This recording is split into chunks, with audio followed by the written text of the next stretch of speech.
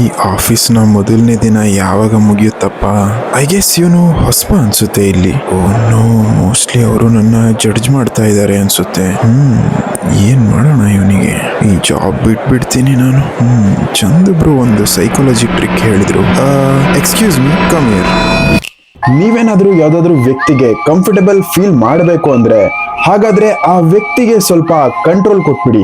ಆದ್ರೆ ನಿಜವಾದ ಕಂಟ್ರೋಲ್ ನಿಮ್ ಹತ್ರನೇ ಇರುತ್ತೆ. This is day 18 of 30 days 30 psychological fact series. ಅನ್ಕೊಳ್ಳಿ, ನಿಮ್ಮ ಆಫೀಸ್ಗೆ ಯಾರೋ ಒಬ್ರು ಹೊಸದಾಗಿ ಜಾಯಿನ್ ಆಗಿದ್ದಾರೆ ಅಂತ. ಮತ್ತೆ ನೀವು ಒಬ್ಬ ಒಳ್ಳೆ ಲೀಡರ್ ಆಗಿರೋದ್ರಿಂದ ಅವರನ್ನ ನೋಡಿದ ಕೂಡಲೇ ನೀವು ಕಂಡು ಹಿಡಿದು ಬಿಡ್ತೀರಾ ಅವರು ಇಂಟ್ರೋವರ್ಟಾ ಅಥವಾ ನರ್ವಸ್ ಫೀಲ್ ಆಗ್ತಾ ಇದ್ದಾರಾ ಅಂತ. ಆಗ ನೀವು ಆ ವ್ಯಕ್ತಿಗೆ ಚಿಕ್ಕ ಕಂಟ್ರೋಲ್ ಕೊಡೋದಕ್ಕೆ ಸ್ಟಾರ್ಟ್ ಮಾಡ್ತೀರಾ. ಯಾವ ರೀತಿ ಅಂತ ಅಂದ್ರೆ, ಬ್ರೇಕ್ ಅಲ್ಲಿ ಹೋಗಿ ಅವರನ್ನ ಕೇಳಿ, ನೀನು ಟೀ ಕುಡಿತೀಯೋ ಅಥವಾ ಕಾಫಿನಾ ಅಂತ. ಆಕ್ಚುಲಿ ಟೀ ಅಥವಾ ಕಾಫಿ ಕುಡಿಯೋ ಮನ್ಸಿರೋದು ನಿಮಗೆ, ಆದ್ರೆ ಅವರಿಗೆ ಕಂಟ್ರೋಲ್ ಕೊಟ್ರಿ ಚೂಸ್ ಮಾಡೋದಕ್ಕೆ. ಆಫೀಸ್ ಮುಗಿದ್ಮೇಲೆ ಪೂರ್ತಿ ಟೀಮ್ ಹೊರಗಡೆ ಡಿನ್ನರ್ಗೆ ಹೋಗೋದಕ್ಕೆ ಪ್ಲಾನ್ ಮಾಡ್ತಾ ಇದ್ದಾರೆ. ನೀನು ಯಾವ ರೆಸ್ಟೋರೆಂಟ್ಗೆ ಹೋಗೋದಕ್ಕೆ ಇಷ್ಟಪಡ್ತೀಯಾ ಅಂತ.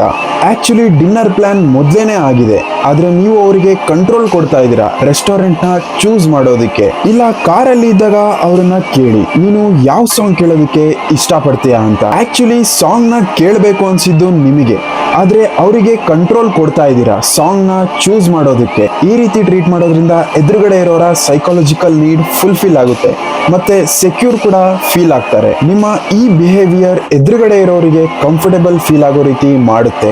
ಅದರಿಂದ ಅವರು ಕಂಫರ್ಟಬಲ್ ಫೀಲ್ ಆಗ್ತಾರೆ, ಮತ್ತೆ ಅವರ ಸ್ಕಿಲ್ಸ್ ನ ತೋರಿಸೋದಕ್ಕೆ ಆದಷ್ಟು ಬೇಗ ಓಪನ್ ಅಪ್ ಆಗ್ತಾರೆ. ಅದಕ್ಕೆ ನಾನು ಹೇಳಿದ್ದು, ನೀವು ಕಂಟ್ರೋಲ್ ಅವರಿಗೆ ಕೊಡ್ತಾ ಇದ್ದೀರಾ, ಆದ್ರೆ ನಿಜವಾದ ಕಂಟ್ರೋಲ್ ನಿಮ್ಮ ಹತ್ರನೇ ಇದೆ ಅಂತ.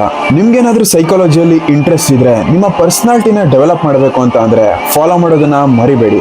ಇಲ್ಲಾಂದ್ರೆ ನಮ್ಗೇನು, ಈ ಜಗತ್ತಲ್ಲಿ ಡಿಸ್ಟ್ರಾಕ್ಟ್ ಆಗೋದಕ್ಕೆ ಬೇಕಾದಷ್ಟಿದೆ.